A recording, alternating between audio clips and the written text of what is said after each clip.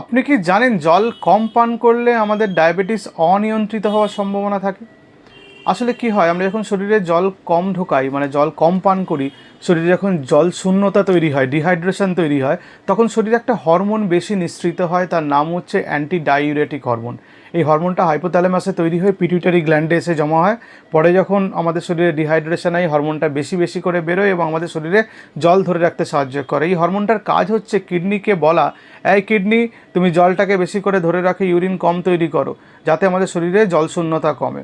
এখন ঘটনা হচ্ছে যাদের সুগার বেশি শরীরে, তাদের বেশি বেশি ইউরিন হয়ে শরীর থেকে কিছুটা ইউরিনের মাধ্যমে সুগার বেরিয়ে যাওয়ার সম্ভাবনা থাকে। এখন জল যদি কমই খান, ইউরিন যদি কমই প্রোডাকশান হয়, তাহলে তো ব্লাডে সেই সুগারটা জমতে আরম্ভ করে এবং সুগারের মাত্রা রক্তে বেড়ে যাওয়ার সম্ভাবনা বেড়ে যায় এবং সুগার অনিয়ন্ত্রিত হয়ে পড়ে।